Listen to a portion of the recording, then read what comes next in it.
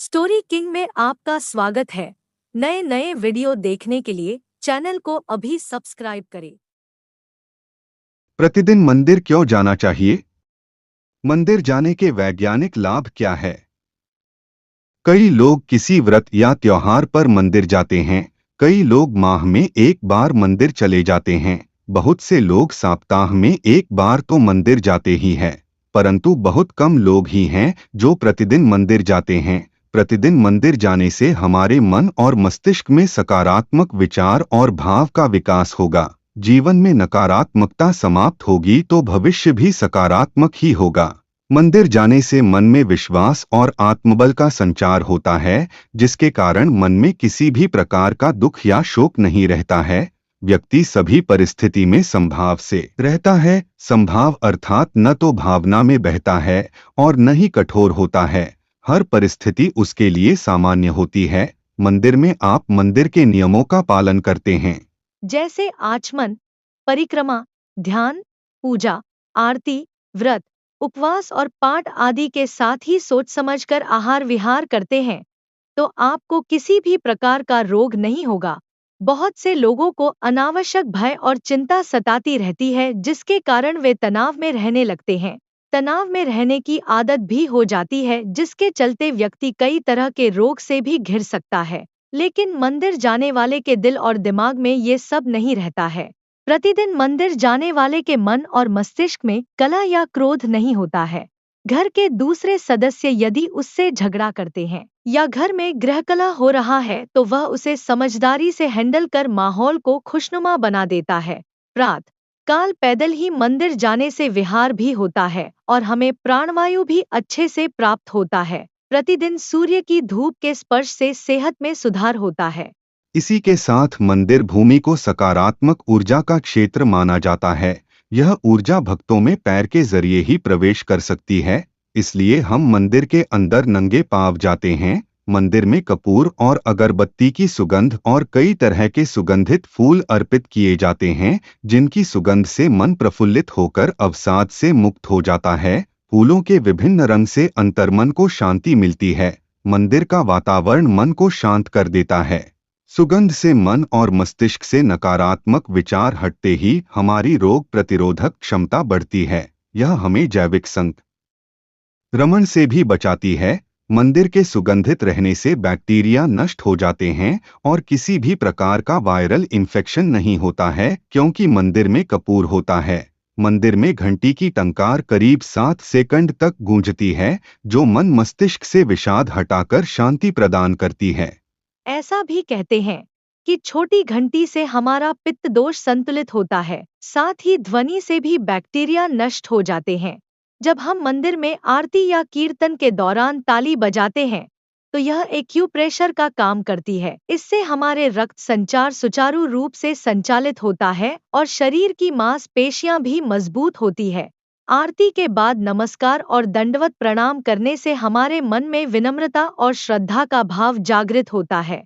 आरती या चालीसा को जपने पढ़ने से हमारा वाणी दोष भी दूर होता है। ओम के उच्चारण से हमारा चित्त एकाग्र होता है। आरती के बाद देवी देवताओं, भारत माता आदि के जयघोष से आत्मविश्वास के साथ ही देशभक्ति जागृत होती है। इसी के साथ हर मंदिर में गौ रक्षा का संकल्प भी लिया जाता है। आरती के बाद शंख बजाया जाता है, जो श्रद्धालुओं के लिए बहुत सुखदायी और स्वास्थ्यवर्धक है। शंख बजाने वाले के फेफड़े मजबूत होते हैं। आरती लेने से हमारी हथेली की कोशिकाओं को दिव्य ऊष्मा मिलती है और हमारे भीतर पल रहे सभी विषाणु और जीवाणु समाप्त हो जाते हैं।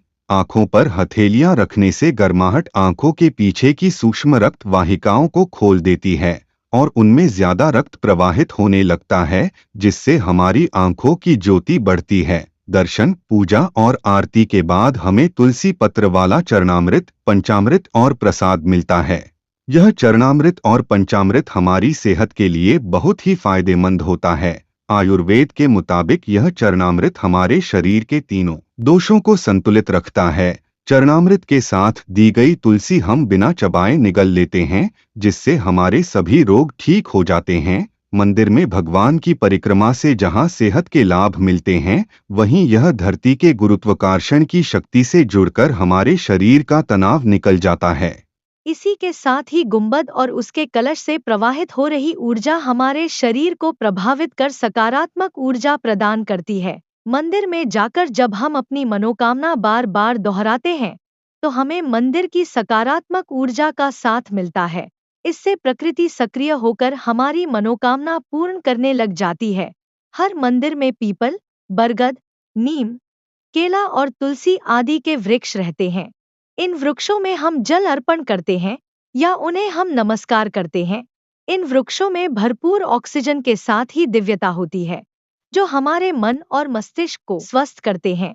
इससे हमारे मन में शांति आती है।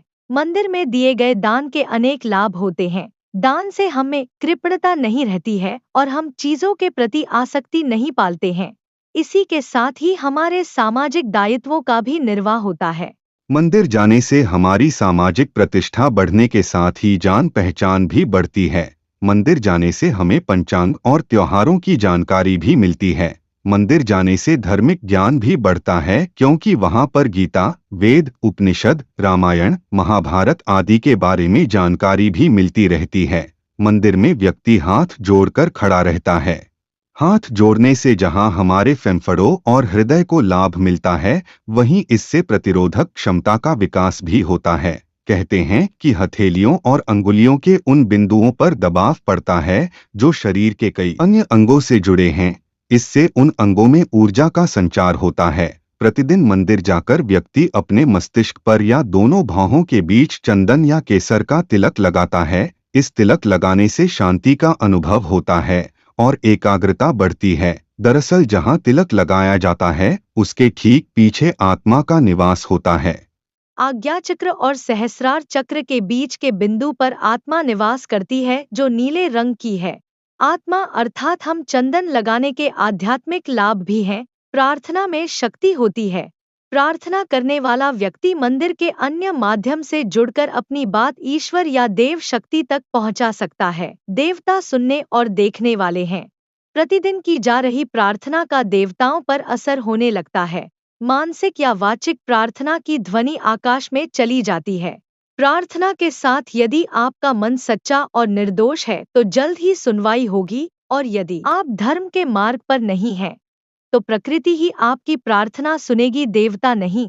प्रार्थना का दूसरा पहलू यह कि प्रार्थना करने से मन में विश्वास और सकारात्मक भाव जागृत होते हैं, जो जीवन के विकास और सफलता के लिए अत्यंत जरूरी है।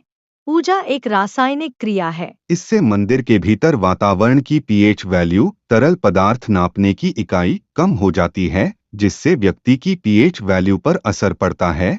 यह रासायनिक क्रिया है जो शारीरिक रसायन को बदल देती है। यह क्रिया बीमारियों को ठीक करने में सहायक होती है। दवाइयों से भी यही क्रिया कराई जाती है जो मंदिर जाने से होती है। मंदिर में प्रवेश से पूर्व शरीर और इंद्रियों को जल से शुद्ध करने के बाद आचमन करना जरूरी है। शुद्ध करने की इस प्रक्रिया को ही आचमन कहते हैं। आचमन करने से पहले अंगुलियां एकाग्रचित्त करके पवित्र जल से 3 बार आचमन करने से महान फल मिलता है। आचमन हमेशा 3 बार करना चाहिए। आचमन से मन और शरीर शुद्ध होता है। मंदिर में शिखर होते हैं। शिखर की भीतरी सतह से टकराकर ऊर्जा तरंगे व ध्वनि तरंगे व्यक्ति के ऊपर पड़ती हैं। ये परावर्तित किरण तरंगे मानव शरीर आवृत्ति बनाए रखने में सहायक होती हैं। व्यक्ति का शरीर इस तरह से धीरे धीरे मंदिर के भीतरी वातावरण से सामंजस्य स्थापित कर लेता है। इस तरह मनुष्य असीम सुख का अनुभव करता है। मंदिर धरती के धनात्मक ऊर्जा के केंद्र हैं। अगर ये हमारी जानकारी अच्छी लगी हो तो हमारे स्टोरी किंग चैनल को सब्सक्राइब करें और घंटी के निशान को जरूर दबाएं, ताकि हमारा अगला वीडियो आप तक सबसे पहले पहुंचे। वीडियो पूरा देखने के लिए आपका बहुत बहुत धन्यवाद। आपका दिन शुभ हो।